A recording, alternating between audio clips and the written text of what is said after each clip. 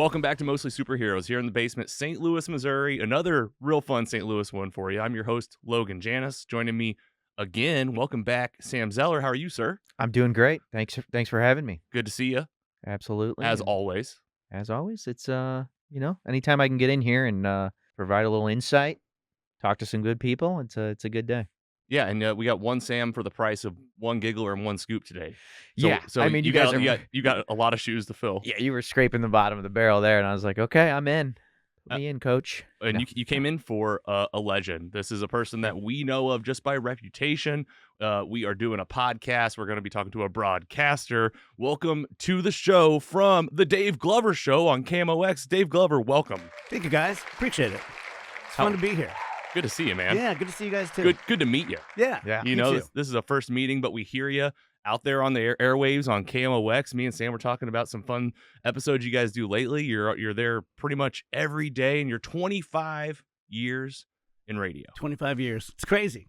It's crazy. And that's in St. Louis for the most part. That's St. Louis. St. Louis talent just out there. But you have such a funny start. There's a lot of parts of your history. Oh yeah. I did some research along with my own online research.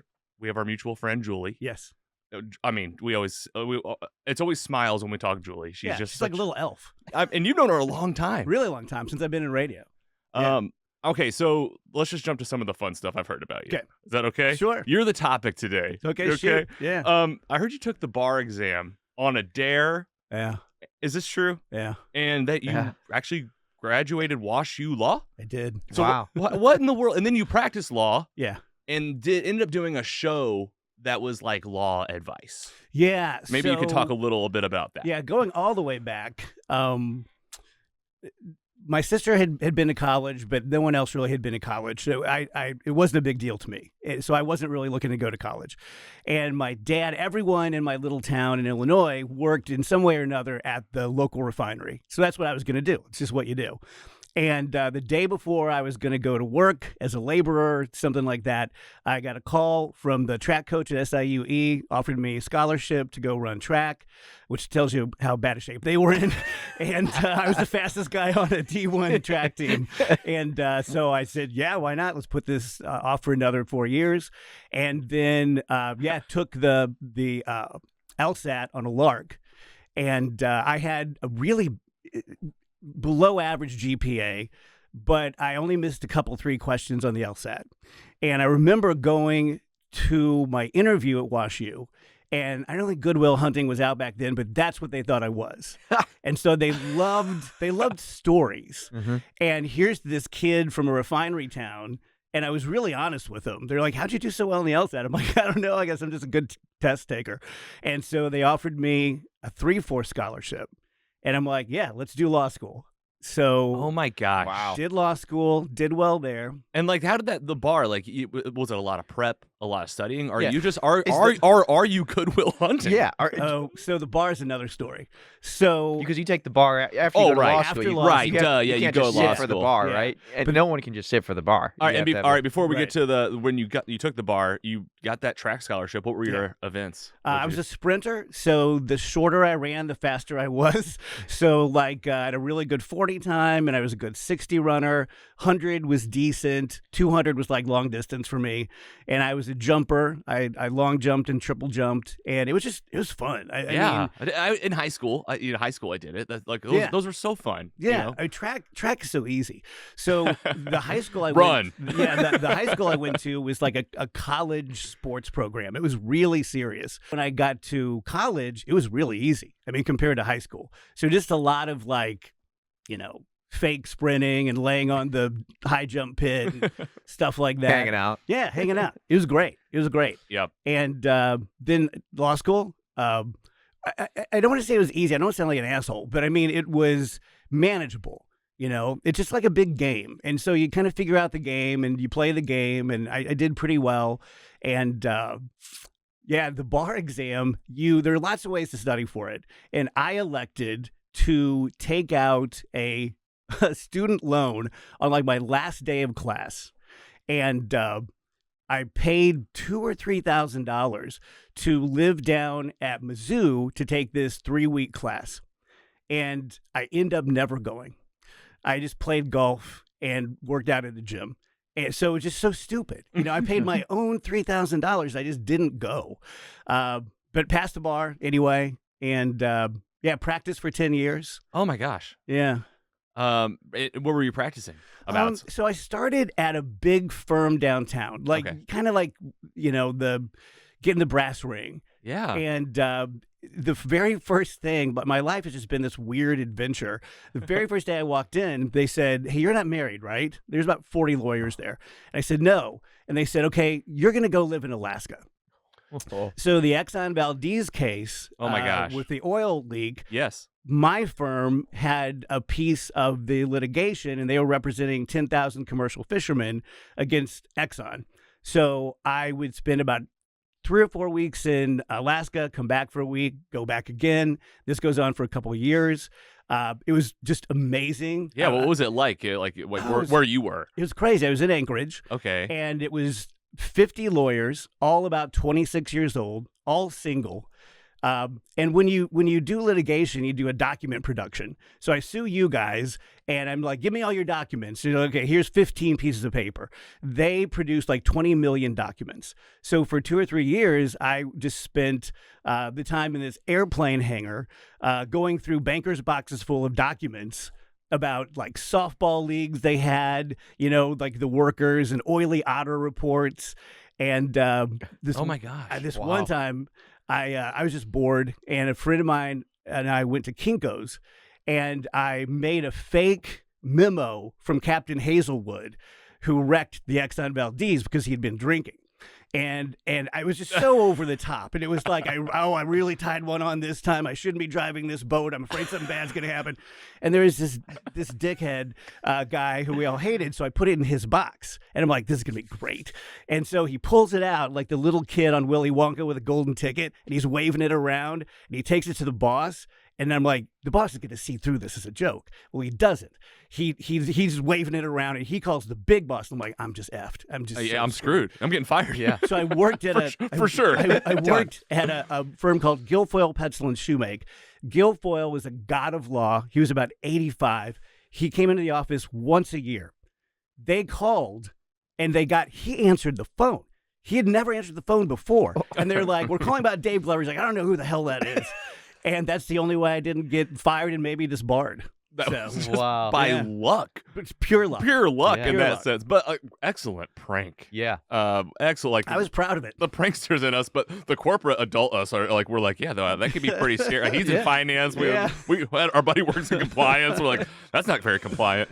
No. All right, before we keep going in your history, because I want to get like, how does that turn into radio? You mentioned SIUE. Are you a basketball fan? Yeah. Oh, I'm excited. Oh yeah, I'm fantastic. excited. They're in So the tourney. I Here we know. go. Yeah, they've been D1 in basketball. Yeah, 17. Sounds right. Sounds right. 14, 17 Yeah. years, somewhere in there. Yeah. First time. No, it's really exciting. I took them in my bracket because I can't not. You have to. Oh. You have to. Sam has some family alumni with yeah, there. my so- wife. Yeah, my wife's brother and sister went there. Yeah, so, I'm really excited. And it's Yeah. local. We're cheering. Yeah, And then yeah, of and the course. Mizzou. I mean, Yeah. well, why not? I guess. You my know? son's a Mizzou kid, and my daughter's currently at KU. So that's Oh interesting. God, Yeah. broken household. Fun Thanksgivings. How does Yeah. that happen? just battling it out. Yeah. All right. So how does it go from practicing law for 10 years to radio? What was the jump and like how did that? What was the moment in there? Again, it sounds like a made up story.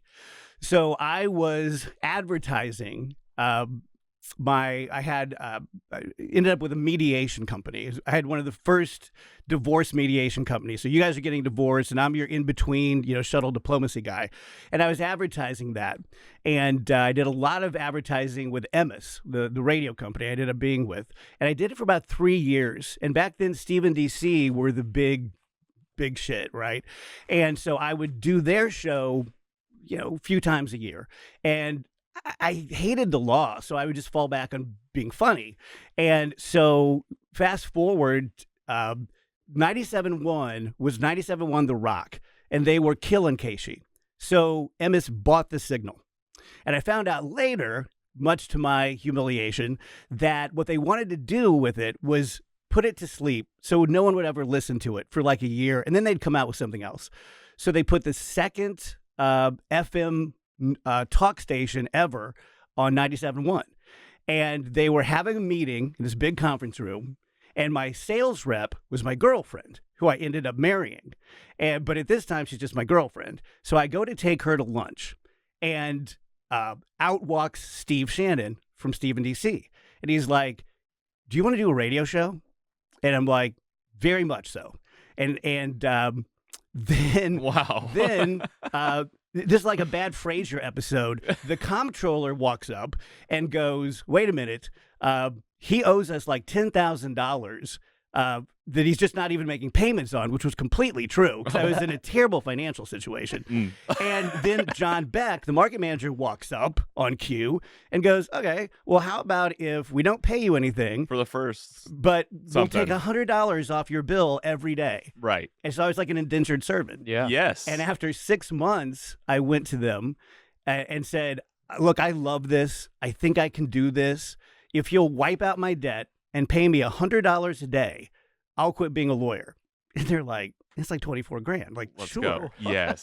This is a And, great deal. Done and done. Like a year and a half later, I went number one, signed my first big contract. This sounds braggadocious, but it lends to the story. Tell the story. I man. was making more money than the market manager. So the guy that hired me. And he said later, like a couple contracts later, he goes, we really overpaid you that first contract, but now we have to keep, giving you raises. So in so many ways, I got so incredibly lucky. Mm-hmm. And so that's how I got into radio. And I was telling you guys that story a little bit earlier, that my very first day on the air, October 16th of 2000, I was in this room with a card table and the water cooler. They just made a makeshift studio for me, and the light went on, and I freaked out, and I'm like, I'm just going to leave. Like, I'm big enough and fast enough that they can't tackle me. Just get out of here. I'll just run. I just have to get out of here because Mhm. I can't do this. Mm-hmm. But I did it. And Just one at a time. yeah, one at a time. Yeah, and talking to the public, and here we are 25 years 25 later, years and later. you've done so many different types of media too. You've been on the radio broadcasting, and then I also know you've produced your own Halloween shows, right? Like Yeah. Halloween, you That got became a big deal. you got to mix in your interests and do some Yeah. programming that you decided, and Yeah. I guess like there's also like kind of burying the lead here of like the big news that's current right now in 2025 is your radio station's moving. Yes. Or it's going to be playing on the FM. What can you tell us a little bit about that? Like where it's at and where it's going and Yeah. what that means? So I did 20 years at 97.1 FM Talk. And then 5 years ago, I made the switch internally, same company, to KMOX. Because it's KMOX. It's legendary. It's Mhm. just like this historic. This is its 100th anniversary year. Wow. And I told them, I'm excited to be here, but we have to get on FM. 1120 is like Tokyo Rose stuff, right? I mean, it just sounds so dated. Mm-hmm. Sounds like someone in the 40s. And so I found out a couple weeks ago that was happening. And so next Monday, we flip the switch. We'll still be on 11:20 a.m., which is great because it literally goes out over about 15 states. Like at night, and I don't understand the mechanisms, but it's a clear channel station. And so Kevin Wheeler, who's on my show, used to listen to Cardinal baseball in Michigan.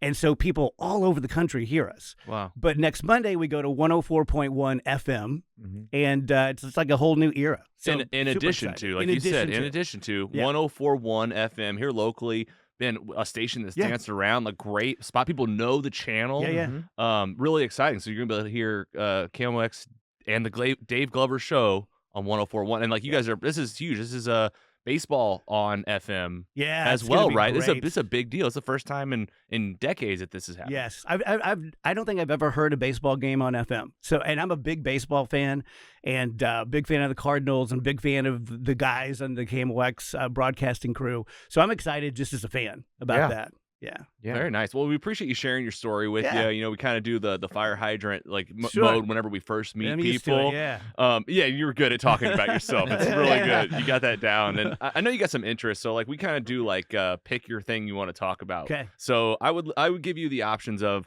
would you like to talk about UFOs and aliens? Okay. Would you like to talk about religion? And I've heard that you identify as agnostic, which Yeah. I do as well. Mhm. So like that one's kind of teetering for me. Those were the two, and then I know that you're a big Beatles, Queen fan, music fan. So we always talk about music on this. And if there's, I would say, like, what's the fourth mystery topic? Like, what's going on in your world lately that you're working on? Like, we talked a little bit about the Halloween shows, the paranormal. Yeah. Like, where are you gravitating to, or what are you working on lately that you want to talk about? Maybe that's relevant to recently. So more than ghosts and aliens, I'm more of a Bigfoot guy. Been a Bigfoot guy for a long time, and then had a really interesting sighting back in 2020. Which is another good story. Ooh. And then music is huge. I've been playing music my whole life and had the Dave Glover Band for the last 20 years with guys like Jimmy Griffin in it. And so that's been just a godsend. Yeah, you're a musician yourself, playing. And you done like some stand-up? Yeah. What can't you do? He's a performer. You're an artist performer. Yeah. Lawyers they have to perform. They are up there performing. So I get it, how he was a good lawyer. Yeah, it's funny how, I don't know if you guys are like this or if you've seen this. Different kind of stage, Yeah. Because I've seen this with a lot of the performers who come through my studio. But I'm a grower, not a shower when it comes to comedy. Because if I'm out to dinner with you, I'm the quietest guy at the table. I don't seek attention. I don't yell. I'm not a bomb thrower. But when I get on stage, I come alive. Whether it's this kind of stage or it's a real stage. And my sister, who's 14 years older than me, and my brother, who was 11 years older than me, who I lost to suicide in 2002, are both funnier than me. They're both more talented than me. They're both musicians and artists, but I just happen to get that performance gene. And so there you go. It's like when I meet, I feel like I live in a perpetual state of disappointing people because when I meet them, they're expecting me to do like Simpsons voices and like do all this stuff, and I'm just like a normal dude. A normal, but you're totally normal dude. Yeah, total normal. Yeah, exactly. Performing for people, keeping people informed, and like really embedded into the community. I'm sure you feel that after all these years. St. Louis, we're that small, big town. Yes, and, we are. You know, like it's almost like anything's possible, and I'm sure you felt that over the years. My daughter calls it the Glover Mafia. She's like, I wrecked my car. I need the Glover Mafia. So I was saying, you got any crazy fan stories after all these years? You got people like showing up or angry letters. I had one lady early on pretend to be twins. And so she had two different backstories for the two sisters. And they would show up at all these events and just like they're identical twins. Okay. And then she one time got the stories mixed up. And so it became clear that she was faking it. And it was just one person. And you caught on? Yeah. You quick wit. Yeah. You're like, wait a minute. Something smells fishy here. But yeah, so then I've done stand-up the last few years. I don't consider myself a stand-up, though. Yeah. Because I have too much respect for people who really do stand-up. I do DJS Live, where I do about an hour stand-up, and then like Jimmy Griffin will come out, and we'll play and sing together, then we'll do a panel, and those have been a ton of fun. Where are those happening? Like I've done this, the Sheldon and Wildy over on the East Side, and the Grandel, Westport. So I think we've done about 12 shows now. What's your material? Like what kind of genre of comedy are you? It's mostly storytelling. Okay, and it's mostly stories about my childhood, which was just, again, like the worst part of my life has been how crazy it's been. But that's how I make my money. Like you turn it into comedy. Like that's what we do. Yeah. And just sharing too. It's like you said, stories and sharing. Like there's comedy in the truth too of like, you know, life is a tragedy and a comedy. Absolutely. Yeah. So and talking about where you grew up, where are you from? You're not from St. Louis originally, right? Right. About 40 minutes across the river. Wood River, Roxana, Edwardsville. I'm from South Roxana, which is literally across the tracks from Roxana. So like it's almost like a sociology experiment where I grew up, because you had about 5 grade schools that fed into the junior high school.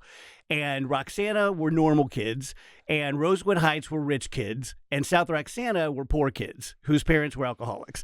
And so, like, we didn't know it because we're just swimming in this pond, and then we get to junior high and realize we're like the Hoosier scumbags. Yeah.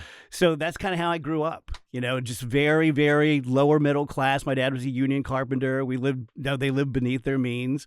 I was always kind of king of the dorks.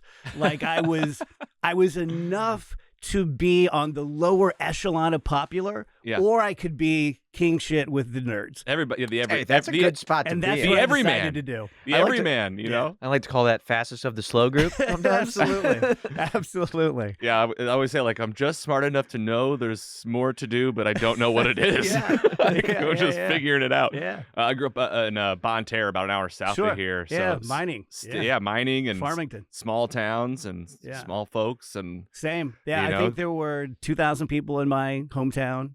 In fact, so three of the guys on my Little League baseball team did prison time for setting people on fire. True story. And so a few years back, I asked South Roxana, hey, you know that sign that says, welcome to South Roxana? Would you put a sign that says, home of Dave Glover? And they're like, no. And I said, okay, what if I pay for it and we put another sign just below it that's removable that says, never set a guy on fire? And they got so pissed. That's funny. Yeah, Yeah. definitely not. They did not like that. It's truth, I assume, unless you are lying about that. Right. I mean, time's still running. But then you ask me like other things like current.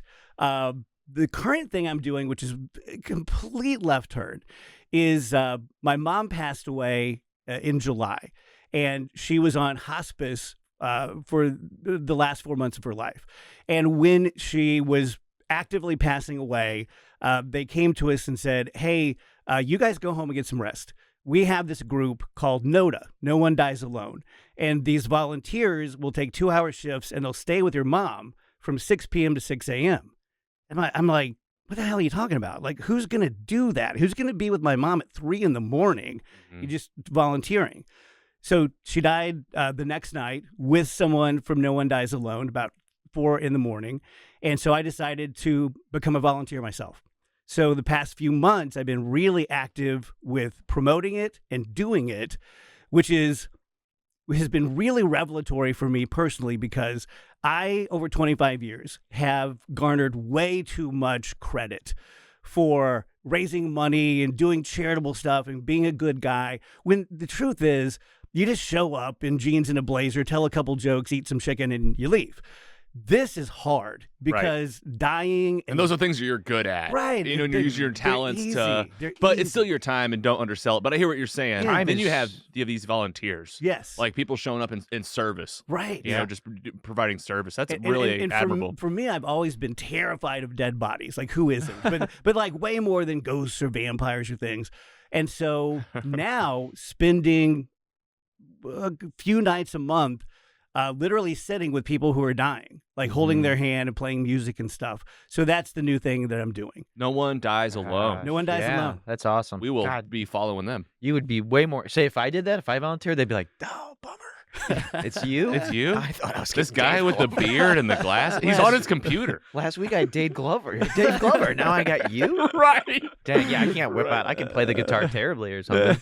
Yeah, it's like celebrity. It's like celebrity. Celebrity, No one dies alone. Yeah. This is a real moneymaker here. Right. Yeah, Right. well, They need, if they got all those volunteers, they need funding. They need Yeah. help. Yeah. That's awesome, man. No, Good but for that's you. huge. You know, It's been cool. somebody that does a lot of not-for-profit work myself, Yeah. it, you know, we look at it and we see contributions are great, cash, money, that's all well and dandy, but time, people's time is another thing that you can give that is a resource and hard to come by sometimes. Yeah, and the other thing that I'm passionate about is mental health. You mentioned that. My whole family, going all the way back, we have everything. We have childhood trauma. I have depression. I have anxiety disorder. I've just developed panic attacks at the ripe old age of 60, so that's great. But it's something that I made a decision after my brother took his own life in 2002 that I was going to be really open about. Because even in 2002, you didn't really talk about that stuff, right? Sure, because yeah. then Oh, it'd yeah. just be like, oh, yeah, you're not going to get that promotion.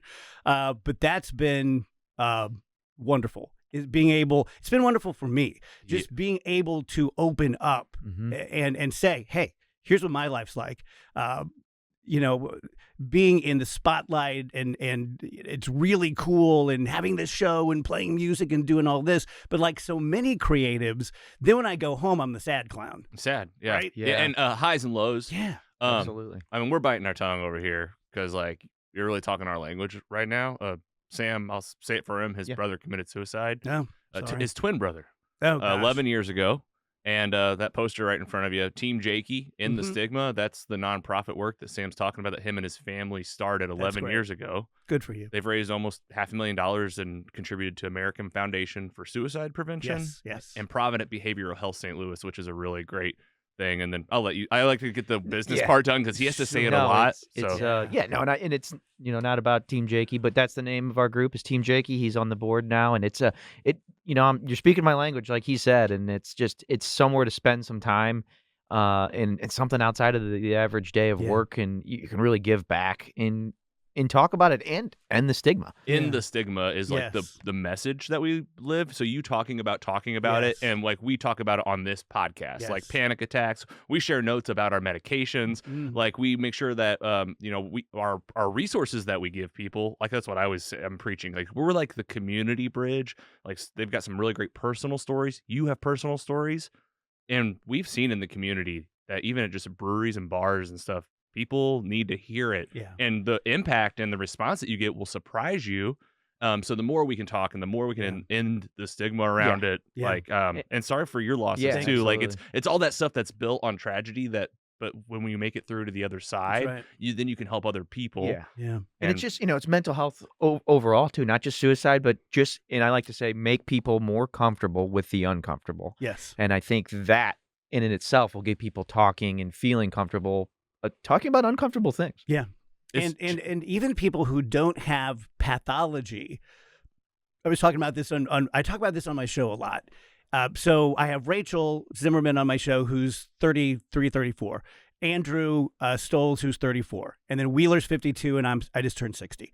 So we have a really good mix. And Rachel, who's kind of in a bad mood the other day, really kind of called me out on the air because once again I was saying, you guys just don't get it. You just don't get it. Like life didn't used to be like this in the 80s and the 90s and XYZ. And she's like, you need to let it go. We're never going back. This is life. It's all brand new. And it kind of hurt my feelings. And I went home and I thought she couldn't be more right. But things are so crazy now. Things are just, I can vouch that they weren't like this 30 years ago. No one talked about politics. You might have one friend who you're like, dude, take it down. And you didn't like, my mom and dad were Democrats because my dad was union. But when I got to law school, I noticed that like conservative guys didn't get laid. So I'm like, oh, I'm a Democrat. I'm a liberal. Boo, boy, am I liberal. big liberal. Big liberal. Really defines me. But no one talked about it. I mean, no one gave a shit. It was just, everyone was just living their life. Absolutely. And now here we are. Communication overload. Yeah. The speed. Polarization of everything. Isolation. Yeah. And you can't, everything's a hot topic. Yeah. And hot takes, bomb throwing. We've talked about like, I joke, I'm like, we got to end the stigma around everything. Yeah. Like if you're talking about something, it's fine. It's okay to have opinions. It's also okay to make sure that your life is balanced and that you're focusing and talking about things that you can actually have impact on. Yeah. Like that's where like that's the only thing that keeps me sane. Like if I worried about like the 10 headlines I saw in 10 different places that I'm not even at, like I'm like, well, hold on. That's like where like the Team Jakey stuff's even come in. I'm like, how can we help locally? Like there's enough people around here where like we have problems of our own. Yeah. So like but I also don't want people to be scared to talk about politics or religion. Like people shouldn't be afraid to talk about topics like they do, and it's an isolating world right now. The internet has somehow made communication harder. Yeah. It's like you thought it would make it easier, but it's kind of gotten more difficult. Yeah, so true. To talk to each other. Yeah. Hey, it's Logan from Mostly Superheroes, and we're teaming up with Team Jakey and Four Hands Brewing Company to bring you some awesome community events. Free to play TV and film trivia bingo Thursday night, April 24th. Mark your calendars. Come out to Four Hands Brewery, downtown location. Doors open at 5. Bingo from 6 to 9. Play solo or with a team and have a good time with Team Jakey, Mostly Superheroes, some surprise guests, and amazing prizes from all your favorite local businesses like Steve's Hot Dogs, Four Hands Brewing Company, The Royale Food and Spirits, The Gramophone, The Voltron Store, City Winery, St. Louis, and many more. We'll see you Thursday night, April 24th. Come out for TV and film trivia bingo and find all of our event information at mostlysuperheroes.com/bingo. events. And we have an announcement. Taps for Team Jakey is back. Sam Zeller, how are you, man? Welcome back. Dude, better after this news. Details to come. Yeah, totally. But we have a date, which is the important thing. May 22nd at the Four Hands downtown. And May 22nd, mark your calendar, 2025, Team Jakey's back. Yeah, I want to pack the place. Yeah. As much as they'll let us. If you listen to the podcast, you know that before and after the show, when we're hungry or craving some beers or some live music, we usually end up at the Gramophone in the Grove here in St. Louis, Missouri. It's our spot for the best sandwiches in St. Louis, like the epic classic The Jive, stacked with roasted turkey, thick cut bacon, Swiss, lettuce, tomato, avocado spread, and pepper mayo on a toasted baguette. Don't skip the sides. Nothing beats Big Willie's homemade mac and cheese. It's the sidekick that never, ever lets you down. Plus, with daily specials, there's always something new to celebrate. So come join us at 4243 Manchester Avenue, St. Louis, Missouri, 63110 at the Gramophone, and tell them that Mostly Superheroes sent you. Visit www.gramophoneSTL.com for their full menu and more. The Gramophone, where heroes hang out. Hey, superhero fans, it's Logan here from Mostly Superheroes. To celebrate 40 years of Voltron, we've got something truly special for you. The Little People Collector Voltron 40th Anniversary Gold Label Set. This buildable set features the 5 original Defenders: Keith, Lance, Pidge, Hunk, and Princess Allura. Each figure comes with a helmet featuring a metallic finish and clear visors, except for Pidge, who needed room for his glasses. But that's not all. These Space Explorer figures are packaged in individual lions that you can assemble to form the mighty robot Voltron, ready to defend the universe from King Zarkon and his nasty Robeasts. Head to store.voltron.com, linked up in the description of this podcast episode, and snag yours today. You can get 15% off your order by using promo code MOSTLY at checkout. That's store.voltron.com, and remember to use promo code MOSTLY. Hey squad, Logan here. You know what keeps our adventures fueled? The incredible brews from Four Hands Brewing Company. They've been our go-to craft brewery since 2012. Our studio fridge is always stocked with their finest, from Citywide Light to Incarnation to Divided Sky to Chocolate Milk Stout, along with the latest seasonal and small batch releases. Whether you're downtown, Kirkwood, the district in Chesterfield, or passing through St. Louis Lambert Airport, Four Hands has you covered. Grab a cold citywide. Their philanthropic brew, created to give back to the St. Louis community. Since its launch in 2016, Citywide has raised over $300,000 for local nonprofits. For every case sold, $1 is donated to carefully selected charities. If you're in the mood for something different, check out Four Hands Extended Family 1220 Spirits and Withered Oak. They've got cocktails, seltzers, and non-alcoholic options to quench any thirst. And a special deal for you Mostly Superheroes fans. Mention Mostly Superheroes or the password MOSTLY to your bartender at any Four Hands location and you get your second beer free. Must be 21 years of age to redeem. Again, go to any Four Hands location, mention Mostly Superheroes, password MOSTLY, and get your second beer on us and Four Hands. Limited time promotion. Get it while supplies last. Visit them in person or head over to fourhandsbrewery.com. Follow them at Four Hands Brewing Co. on Instagram and social media. Cheers to great beers and even better times with Four Hands Brewing Company. Sailor Moon fans, get ready. We have an event coming up for you at the Fabulous Fox in St. Louis, Missouri. Tuesday, April 8th. Prepare to be enchanted. Pretty Guardian Sailor Moon, the Super Live. The groundbreaking 2.5D musical is bringing the iconic Sailor Moon universe to life like never before.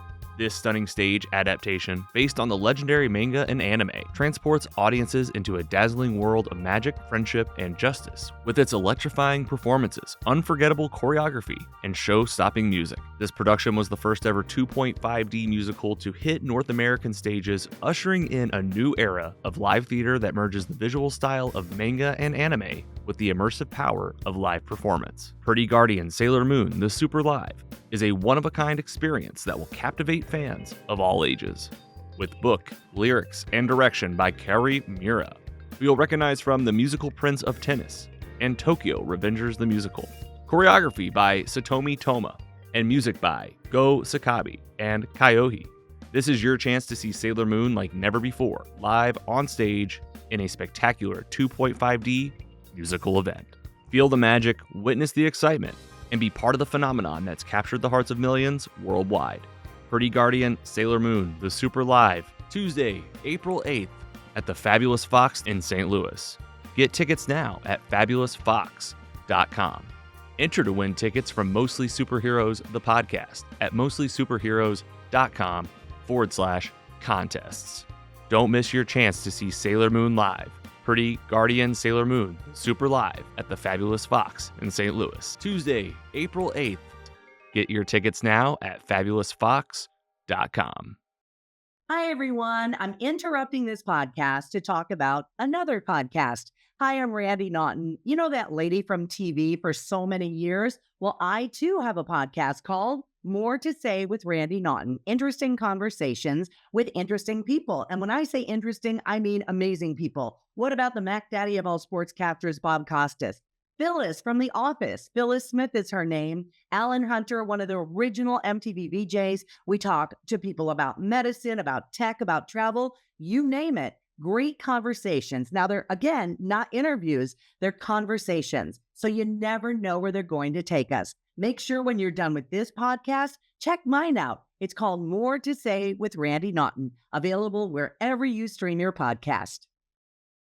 All right, and then on the high notes, man. I mean, what can we look forward to? How do people find you? Like, what are you putting out? Like, you are in the spotlight. When you're in the spotlight, where do people find you? Is the Dave Glover show your prime focus? You got what? You do more Halloween shows? Yeah, we're going to kind of bring that back. So I started back immediately in 2000, doing, I called it Paranormal Tuesday.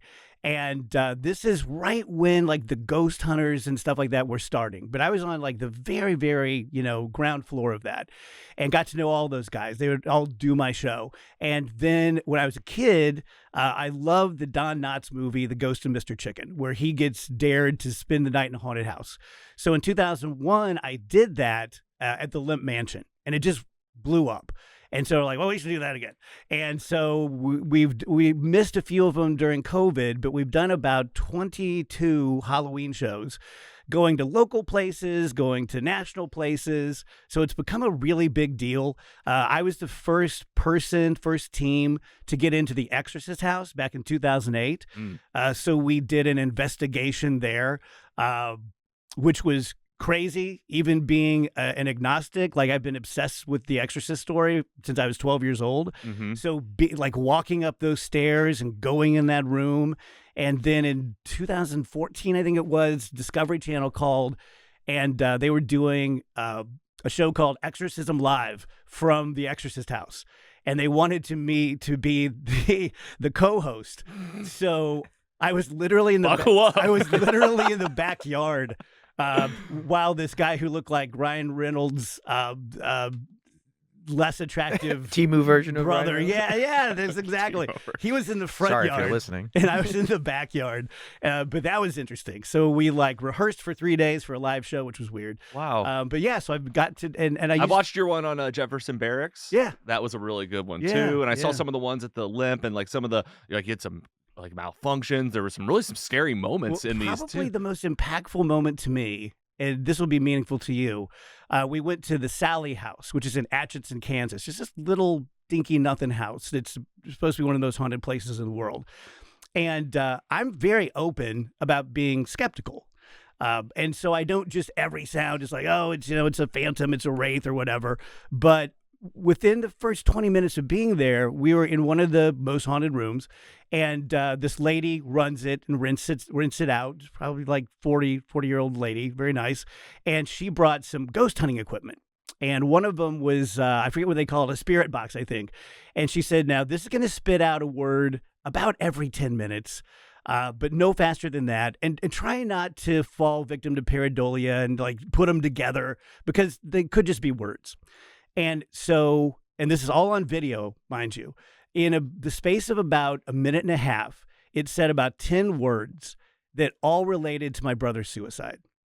And he shot himself in the Saguaro National Desert in Tucson. And it was things like cactus, winter, snow, explosion, depression, and we're all like just the heebie-jeebies and just goosebumps. Yeah. And so Jim Modulin, who was my producer back then, says, ask it something that only Keith would know. It's my brother Keith. And so my brother's first dog was named Shadow. And so you can see me thinking, and I thought, I'm going to ask it, what was your first dog's name? But I don't ask it. And this thing goes, Shadow. Oh, my gosh. No way. Yeah. So that's probably in 22 years the most personally personal, impactful like a personal thing. Yeah. ghost story. Yeah. Yeah, wow. And I would be, I'm the same way. I'm a massive skeptic when it comes to all things, afterlife. And, same. we all like to point, we all want comfort.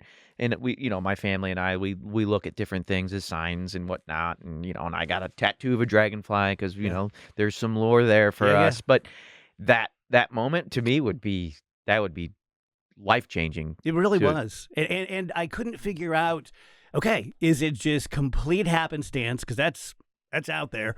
Am I hearing what I want to hear? Yeah. You got to ask that, and then you're like, is it a demon pretending to be my brother? Like, it really screwed me up. A really bad friend playing the worst prank. The worst joke Your ever. producer. Yeah. Yeah. He's on his iPhone back then. Messaging the words. That's horrible. That's a really impactple story, though. I've like spirits and stuff. I feel like I've always had some encounters like growing up, and I grew up Christian. I mean, maybe talk religion. Maybe we'll end on a little religion, like in the stigma. You can talk about this. Grew up like Catholic, Baptist, Pentecostal. Yeah. The Church of the Week, man. Very familiar. Like whatever, And can I take communion? I don't know. Like I'm looking around usually at church, but then in my 20s, it just started to change, and my relationship. That's why I always come back to that word relationship. Like I identify now as agnostic, I think. And I want to hear what your definition is of it to see if I'm even using it correctly. Because my definition, just for myself, speaking for myself, is I do feel like a presence of the universe that I feel like is somehow involved. I'm not saying it's pulling any strings, but I think there might be like strings and like something's happening. And it's something, it could be spiritual, universal, like maybe a little karma, maybe a little something bigger than just you, just bigger than me. And like I also don't mind having like a dialogue with this entity that isn't so much like on my knees and praying, but more of just like a dialogue of like, if you're listening, if someone's out there, because like I don't want to waste time like not tapping into some kind of communication way that and I also believe in aliens, which could be like a bridge or something. So how does agnostic play for you? Is that like, is it similar? Is it different? It's very similar. No, it's very similar. I grew up normal religious, like we weren't church going, but it was very God and country. And then when I was about 18, I became a Christian in like the classic evangelical, getting saved, you giving your life to Christ. I got into a Christian rock band and we started touring, and that was probably the early 80s. And it was just my whole life. I was going to be a minister. I was going to leave SIU and go to a Bible school down in southern Missouri. And then I had, it was sort of like the Dracula story. I had a really bad romantic breakup, and I was just devastated. And I just sort of shook my hand at God. And I'm like, how dare you? I'm your golden boy, and I brought all these people to you, and you screw me over like this. So I became a very immature, angry atheist. This is when I was in law school. And of course, at WashU, they pump you full of you're a genius, you're too smart for this and that. So I would really persecute my Christian friends. I took glee in showing them how stupid they were to believe. One of my worst phases. And then I grew up and I matured and found my intellect. And I decided that I was not convinced that Christianity was true, because I don't want to waste my time on something that's just not true. If it's just a man-made thing. Lots of stories out there, lots of gods out there, but very much like what you described. It also seems weird that we're just on some backwater of the universe and we die like a dog and that's it. Right. So I pray all the time to the same person you do. Like I always, like if I pray silently, I'll just say, if you can hear me right now, if you can hear my thoughts, you're on a different level. Yeah. And if no one's hearing my thoughts, then there's nothing. And it's still maybe good for you to work something out. Yeah, sure. So I've been called a puss by a lot of atheists for saying I'm an agnostic, and they're probably right to some extent. Right. But my view of atheists are just so hardcore, Yeah. and just so sure about this and that. And I just don't know. And to me, that's what agnostic is. It's like more about opposition at that point. Yeah. I totally agree with you. And like I don't want to start the agnostic atheist war. Atheists are just dropping off the podcast. No, I think that like we say like keep it open. Everybody should like be open about their beliefs and things. Like church inherently is good. Like I think that church inherently like is amazing for the community. Yeah. Like and generally speaking, just even speaking locally, here like in Missouri maybe even, but like definitely in the United States, like in general, there's gonna be negative sides of it's a business too. I've seen the negative sides of big church business. I watched The Righteous Gemstones. But inherently, like it's good. Like if a person like can find community, like it's nearby, No, I'm jealous and of feel people. support. But it's not like but I'm not there. I'm finding my support in my way in another way. Mm-hmm. And it's not about like what I'm doing is right and what you're doing is wrong or vice versa. Yeah. Everybody just needs to do what works. Yeah. Like I whatever couldn't agree works. more. I couldn't agree more. Yeah. Even if you believe something that I find to be kind of crazy, I'll support you. And I feel zero need to poke holes. Mhm. If it works for, even if it's completely untrue, being someone riddled with anxiety, if it helps you 10%, then believe it. Whatever it is you need to do, then do that. And I'm jealous of people who have that. Because I have lots of friends who are very religious, and Phoebe, my daughter, and her mom are both Catholic, and I really wish I had what they had. But I'm just this is gonna sound self-aggrandizing, but I'm just too intellectually honest to say I believe in something that I don't, Right. out of respect for people who do, Mhm. because they have made that brave decision, and I don't want to just fake it. So, Yeah. And also like I also think like once you figure something out, it's okay to like be opinionated about it. Yeah. And like I think that everyone's doing it in the spirit of like I want to help people around me. Mm-hmm. And I always tell like sometimes I see a friend that's just going off on their and I think all the things like, man, just maybe you keep that to yourself, or like that's like, man, that's just like you really are so sure of like this thing. Like I mean, I can't imagine being so sure of something to be like looking at you guys going like, do this. Yeah. Like you have to do this. And I used to be. But at the same time, I always tell like I talk to my partner about it. I'm like, someone needs to hear this. Mm. Someone somewhere, like even if it was just one person, might be like, I'm at my darkest moment, so like it might help. So like this, I'm also trying to help. Like don't be mad at your friends that post on Facebook a lot. It's okay. Yeah, It's okay yeah. to post on Yeah. Facebook a lot. Yeah. It's a digital diary now. We're in a new Yeah. age. Everybody's being more open about stuff. All right, we always end with a little bit of like. We call this a fire hydrant again, Dave. I'd Yeah. love to have you back on and just nerd out. We Yeah, talk. anytime. We do TV, film. We do music. Yeah. Like maybe get you in here playing or something if Sure. you want to perform. Yeah, I'll get Jimmy in here with me. Hell yeah, that'd be awesome. Like we're trying to do. Like I got Samba Bomb, a Brazilian band coming in here next week. Oh, and, yeah. we'd love to do a lot more with you. So let's end with this. Well, you're a local guy. You've been through real life. Yeah. And you're just making it work like the rest of us. What advice would you give to someone that's maybe out there having a tough time and just navigating the chaos? Yeah. What do you got for someone like that? I don't know if I'll have anything impressive. Just real is good. We always go for real. It doesn't have Yeah. to be some like magic Yeah. advice. Gold. Yeah. It's like what's working for you today. Unless it Yeah. can make me money. And then, right. Then let's shoot, go I'll impressive. Go for it. If you got that, let's get off the air and get to work. So I personally, just in the last 2 weeks, I take in a ton of content and a lot about mental health. And you get to the point where you feel like, well, I kind of know everything. Why isn't this working better? But I saw this lady on TikTok, actually, and she was talking about complex post-traumatic stress disorder from childhood traumas, which I have. And she listed 15 things, 15 symptoms. And I had every single one of them.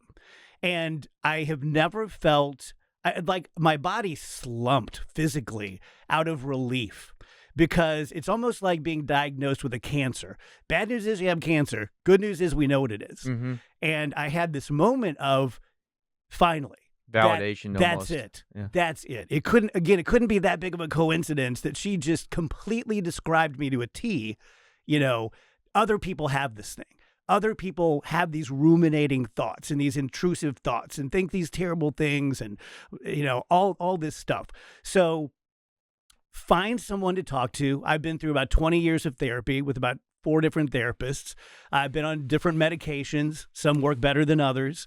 But just keep trying until you find your cocktail of friendship, spirituality, medication, meditation, whatever it happens to be.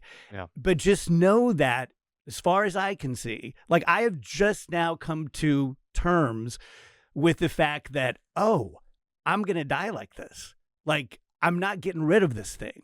I thought that I'm somehow, stuck with this feeling. like, hey, I'm going to therapy. I'm being honest. I'm taking these pills. This is going to go away like the flu.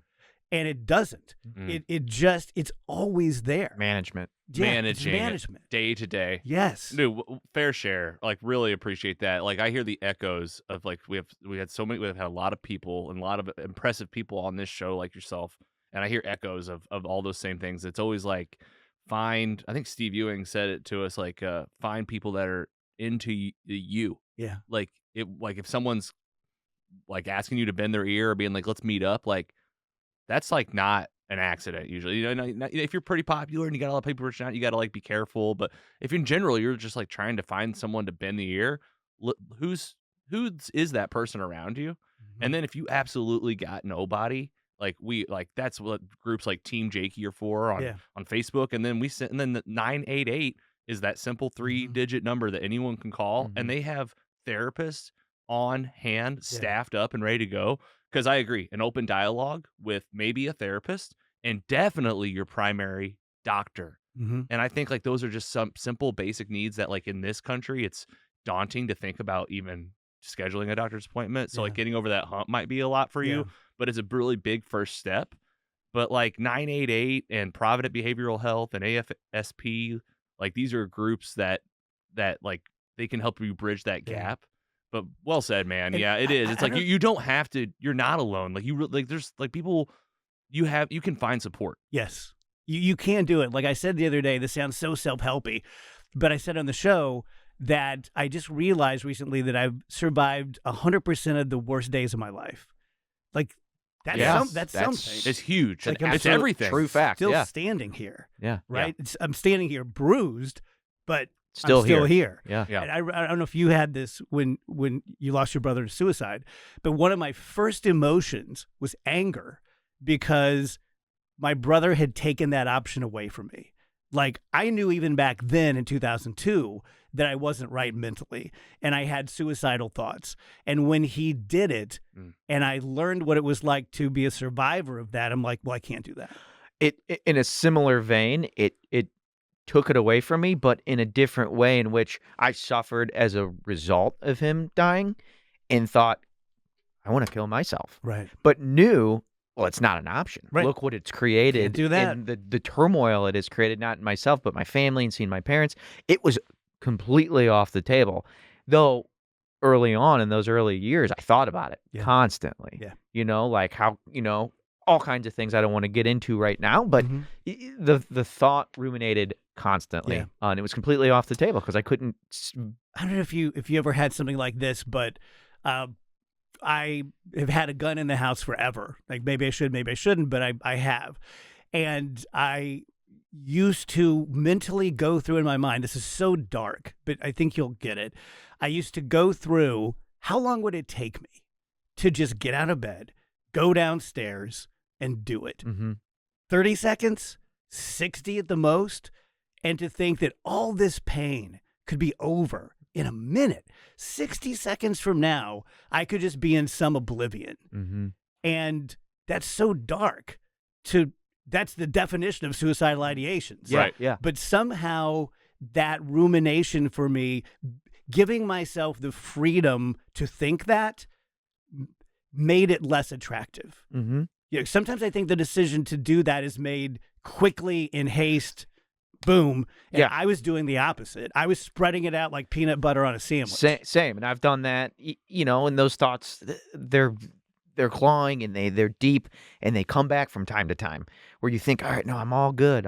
Everything's fine. And then you have a bad morning or a bad night, something happens and those come flying back. And yes, I do the same where it's spread out. I'm thinking about it. The fact that I'm comprehending my thoughts, and then it also makes me kind of, think back on what I have at the same time when I'm thinking, oh, I could just go in the closet right now and, boom. Yep. But I go, no, I got 2 beautiful children and a wife and, a good job. And it's like a thought process that's happening that I don't think happened for my brother at the time of, at 24 years old when he died. Yeah. But it very much so. It's a very raw and scary thing, but I've matured in 11 years that he's passed that I'm able to take those thoughts and make sense of them in a time frame that, like we said, he just grabbed something, pulled the trigger, and there's no going back. Yeah.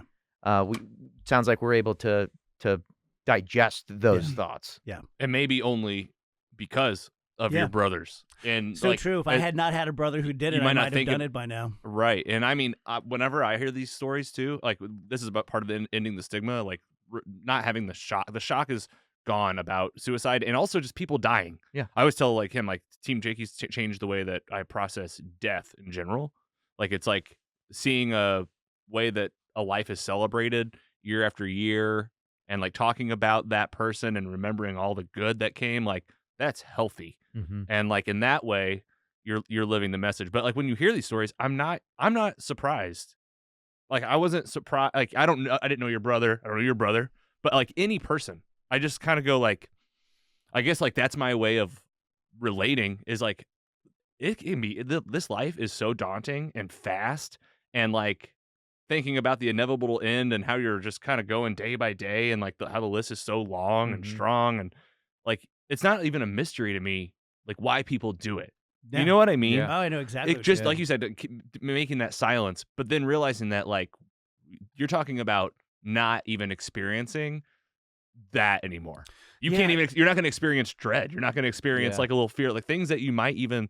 You look back and be like, hey, it's messy to live, but at least I'm doing it. Mm-hmm. And I think like having someone at your side is just like makes all the difference in the world. Yeah. Like, and like, that's how you guys probably look back is like, if things would have been a little more like now, like maybe it would have been different. Yeah. And I remember you spoke like, kind of took that away from you. I remember early on, before those thoughts had even kind of came to me, I remember because we were twins, I used to think the first few years, like, no, it's coming for me. Sure. Genetically. Like genetically, like we thought so alike and we, did the same things. And he, I was like, it's coming for me. And whether I want to or not, whether I think he took that away, I'm like, it was almost felt like something like destiny and like inevitable. Like it's coming for me.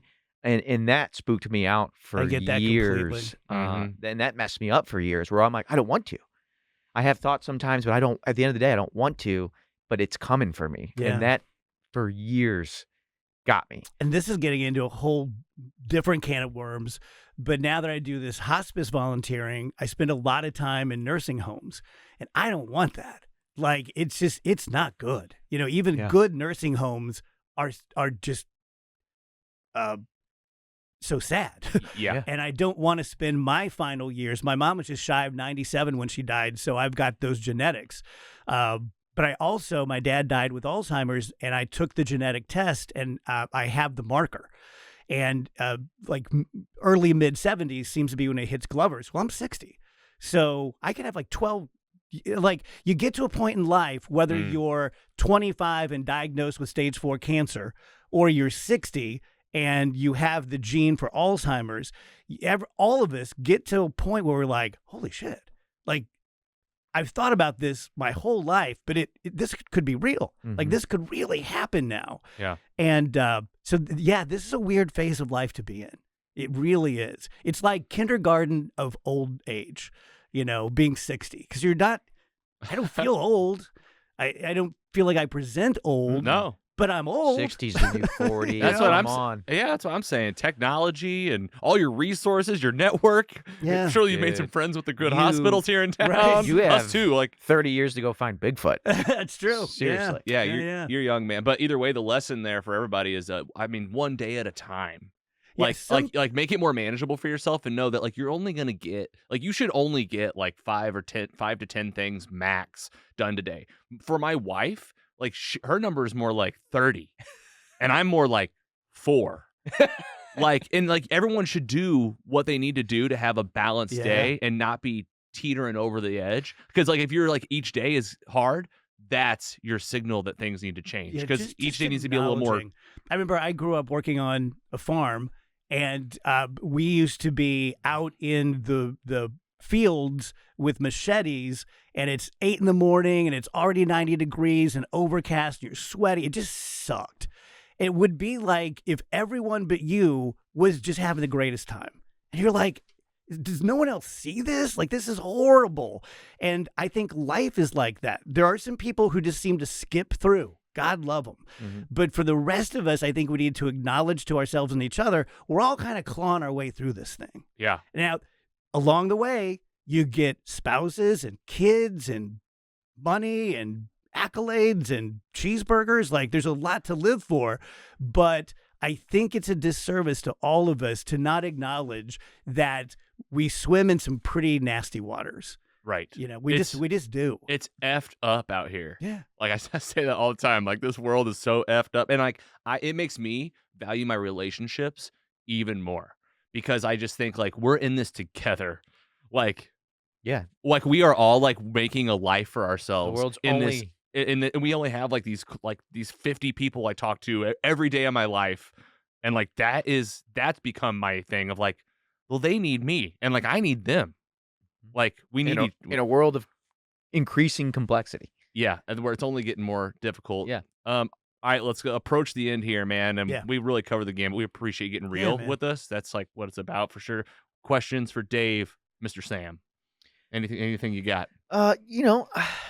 Just in general, what would be your highlight so far? You know, you talked about your 100 worst days. You're still here. You got through them. What's a highlight? What's if you had to name 1 or 2 things that are just punching the top of the list? On the happy side, like all the things I've done have been so great for being a creative, which I am. I can't do math. I'm clearly all left or right brain, whichever it is, I forget. But to be able to do a radio show, do stand-up, play in a band for 20 years, write stories, write comedy, all these things I've done. The greatest part of it is just like this relief it brings. Like I was able to get what's inside me out of me, and that is just a godsend. I mean, that has kept me here. So that's been huge. On the fun side, I don't know if you guys are familiar with Mystery Science Theater 3000. Oh yeah, we do some watches here, and we always give a nod to that show. Yeah, so Joel's a buddy of mine, and wow, I did my show probably 15 years ago from the kickball court at my old grade school, and the whole cast of Mystery Science Theater 3000 was there with me. So this is huge. Like, that's awesome. This is a dream moment. All of them. Like, you got the robot. They're all there. That's and so that was pretty cool. Oh my gosh. I go back That's a big claim to fame. That show hits me so nostalgic. Like that is it was just great. I mean, if you we should team up on. We want to like put those on and like an homage to them, because like that concept was great. The show was just funny. And it was a big thing with my brother and I. We would sit there and watch Manos Hands of Fate and just like die. Yeah, just like completely crack up. Yeah. On the impactful side, when my brother took his own life Christmas Eve of 2002, and so I came back first week in January, and I had decided that I was going to say what happened, and then I was going to move on. And 2 hours later, I'm still talking about it. Like, we're talking about it now. And we got a call from this lady named Mary, and she said, I just wanted to let you know, I don't know who you are. I don't listen to your show. I was looking for some nice music because I'm on my way to kill myself. So I've been on antipsychotics, and I went off of them, and I'm just done. And I've been listening to your story. I get emotional. And I just want you to know that I'm at St. Mary's, and I'm in the ER, and I'm not going to do it. So it's yeah. Yeah. Oh my gosh. That hits you right in the feels. Literally saved Yeah, a life. that's amazing. Just by sharing. Just by sharing. Yeah, that's kind of like the mantra that I try to live by. At this point. It's why we host trivia bingo nights. They host a massive cornhole tournament where a helicopter flies in and a SWAT team does a presentation. They're hosting we're doing a lot of stuff at Four Hands this year, just happy hour type events, and Yeah, it's all those about those are the things. It's about that. It's like the rest of it is like shiny and fun, but it's about literally just being like, you don't know who in the room or in their car. Like, we know all too well. Yeah. And like, to go to bed, to go to bed for the last time in your life, let's say, and you get to say, and not from a self-grandiose way, but say, I saved a life. If you can save one life, if anyone could say that, just by talking about your feelings. Yeah. It's like, why not? This That's foreign huge. concept that has been the stigma. And it just helps. And we never know how many lives we've all saved. Yeah. No, we know the ones that we've heard and talked, and like there's numbers and stuff, and then we go like, there's 50% that we don't know about, at least, of our reach, hopefully. And if you're struggling right now, there's a lot of folks out there to help you. Find Team Jakey on Facebook, Provident Behavioral Health 988. I know there's also, you can text. You might be able to text 988. I'm not sure. You can call it. Yeah. There's text me. You can text 741-741. I know you can text. Like, if you're a texter, Yeah. And again, I reach out to the show, and then the organization you're helping out, Dave. Yeah, no one dies alone. No one dies alone. Like, we're going to be looking And them up. that's good for your own anybody's mental health. If you're just struggling, it doesn't have to be a mental health suicide prevention group. Give back. Giving back It's is so a important. huge. It's just an uplifting thing. People are nervous to do it sometimes because it can be awkward. Giving back in some form or fashion is really can be healing and just therapeutic. It's great. It's a great thing. Yeah, I'm very proud. No One Dies Alone at Bethesda here locally has about 40 volunteers. And since I joined and started telling my story, and Mike Bush featured me on Making a Difference about a month ago.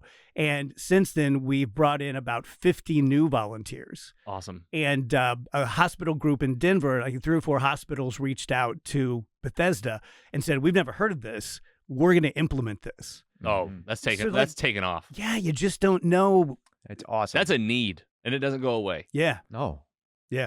And doing that has it's been the best thing I've ever done for me. Like, it's been incredible for me. I always say that too. It's like a selfish thing, like Yes. where you're gonna feel better, Yes. and other people feel better. It's like that win-win-win mentality. Yes. Like doing good all of a sudden makes for more good. Like, That's what I mean. It's gonna be therapeutic, not just for the person it's you're like dominoes. giving back to. It's like it's more like a snowball. More people need to do this kind of stuff. I think they'd realize. It's the only time when I'm sitting vigil with someone who's passing away. It's probably literally the only time in my life I don't even think about my phone. You're just raw connected. I'm not thinking about problems. I'm just focused on, this is it. And I'm going to see this moment too, perhaps, which is like you're there with them. And I have the privilege of spending 2 of this guy's last 24 hours. So Dave Glover, the Dave Glover Show, KMOX, the move is happening. They're going to be, in addition to 11:20 a.m., going to be on 104.1 FM, just starting here real shortly. Where else can people find you, Dave? Where do you send people to hear more from you? Yeah, so I famously have no social media, but the show does. So we have the Dave Glover Show Facebook page where you can stream the show. YouTube, you can stream the show.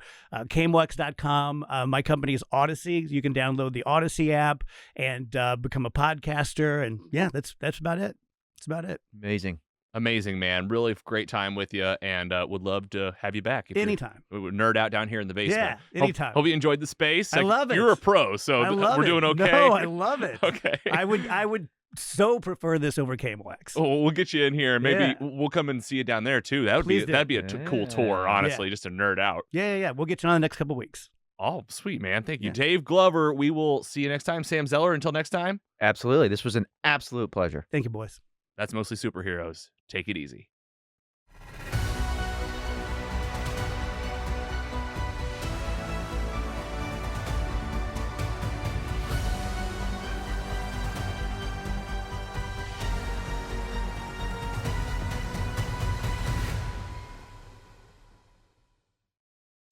Mostly Superheroes is proud to be funded in part by our sponsors. Mostly Superheroes is funded in part by paying patrons who receive early, ad-free, and exclusive episodes. Subscribe at mostlysuperheroes.com/support. Thank you for supporting your favorite independent podcast. Mostly Superheroes is an independent podcast owned and operated by Kerrigan Ventures in St. Louis, Missouri. Hosted by Logan Janis, Andy Hunn, and Scott Swearingen. Brand and creative by Carrie Clark Design. Music by Audionautics. Learn more at audionautics.com. Find more at mostlysuperheroes.com.